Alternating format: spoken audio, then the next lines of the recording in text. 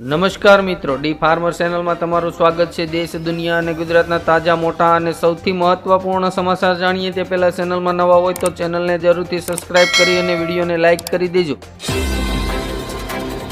આંધ્રપ્રદેશના મુખ્યમંત્રી ચંદ્રબાબુ નાયડુએ મંદિરના પૂજારીઓના પગારમાં કર્યો 50% વધારો। WHOના નિર્દેશના પગલે 3 દિવસ માટે રોકી દેવામાં આવશે ઇઝરાયલ અને હમાસનું યુદ્ધ।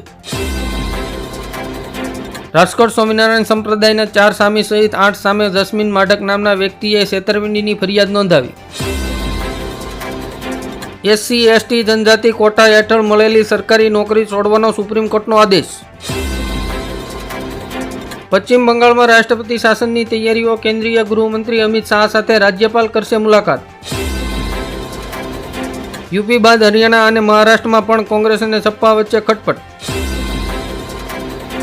હિમાચલ પ્રદેશમાં આર્થિક હાલત ખરાબ હોવાને કારણે સીએમ અને મંત્રીઓ 2 મહિના સુધી સેલેરી નહીં લે।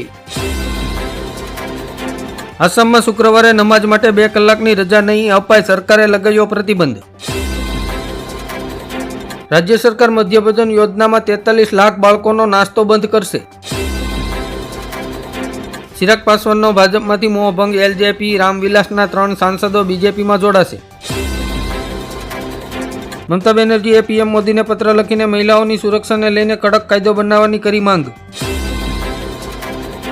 અયોધ્યામાં જમીન ખરીદી મોંઘી પડશે, સર્કલ રેટમાં 200%ના વધારાની સંભાવના। સ્મૃતિ ઈરાનીએ પહેલી વખત રાહુલ ગાંધીના કર્યા વખાણ, કહ્યું તેઓ અલગ પ્રકારની રાજનીતિ કરી રહ્યા છે। કંગના રનૌતની ફિલ્મી ઇમરજન્સી પર વિવાદ, કોંગ્રેસ શાસિત રાજ્યમાં લગાવી શકે છે પ્રતિબંધ। બાંગ્લાદેશમાં વિરોધ પ્રદર્શન દરમિયાન 1000થી વધુ લોકોના મૃત્યુ પામ્યાનો દાવો। 1 સપ્ટેમ્બરથી નવો નિયમ લાગુ, મોબાઈલ યુઝરોને ઓનલાઈન પેમેન્ટ કરવાનું થશે મુશ્કેલ। કંગના રનાવતે કહ્યું, ઇન્દિરા ગાંધી પર અમારો પણ અધિકાર છે, તે માત્ર રાહુલ ગાંધીની દાદી નથી। મુસ્લિમો અંગે વિવાદિત નિવેદન કરનાર આસામના સીએમની મુશ્કેલીઓ વધી। BSNLના યુઝરો માટે ખુશખબર, 400થી ઓછાના રિચાર્જ પર 5 મહિના સુધી ટેન્શન ફ્રી। યુપીમાં મુસ્લિમ મતદારોને આકર્ષવા હવે બીજેપી મૌલાના અને ધાર્મિક નેતાઓની મદદ લેશે। સુરત જિલ્લામાં ઓનલાઈન ડ્રો પદ્ધતિથી 231 પશુપાલકોની સહાય મંજૂર। મમતા બેનર્જી બોલી, મોદી બાબુ તમે બંગાળમાં આગ લગાવી રહ્યા છો। RSSના વડા મોહન ભાગવતને નરેન્દ્ર મોદી અને અમિત શાહ જેવી સિક્યુરિટી અપાય। છત્રપતિ શિવાજીની મૂર્તિ તોડવા પર મુખ્યમંત્રી અજીત પવારે મહારાષ્ટ્રના 13 કરોડ લોકોની માફી માંગી।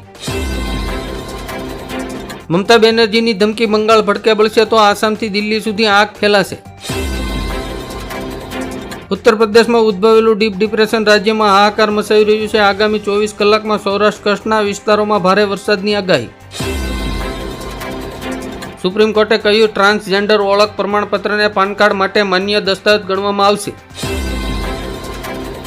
પ્રશાંત કિશોર ચૂંટણી માટે 100 રૂપિયાનું દાન માંગશે, 200 કરોડ રૂપિયા એકત્રિત કરવાનો વિશ્વાસ।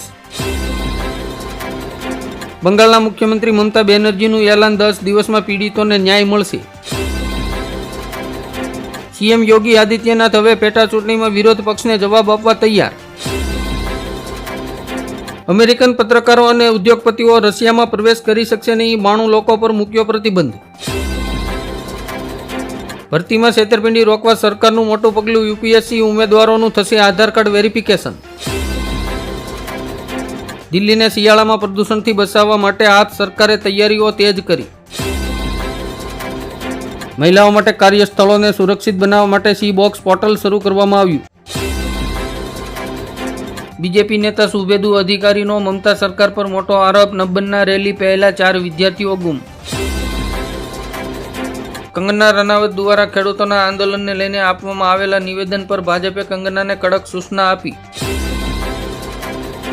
રાહુલ ગાંધીનો આરોપ, મોદી સરકારે ખેડૂતોને આપેલા વચનો પૂરા કરવામાં નિષ્ફળ।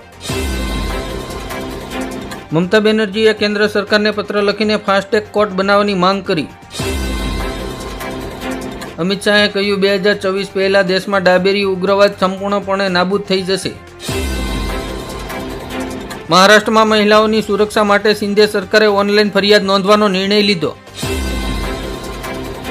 રાજકોટના કોંગ્રેસ નેતા ઇન્દ્રનીલ રાજ્યગુરુએ પ્રતિજ્ઞા લીધી, ગુજરાતમાંથી ભાજપ સરકાર નહીં જાય ત્યાં સુધી વાળ નહીં કાપું.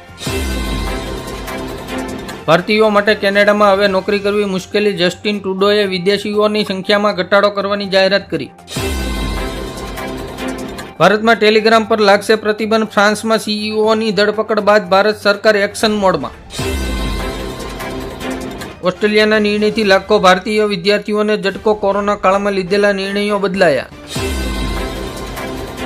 હવામાન નિષ્ણાંત આંબાલાલ પટેલે કરી મોટી આગાહી, 28 ઓગસ્ટ પછી વરસાદનું જોર ઘટશે.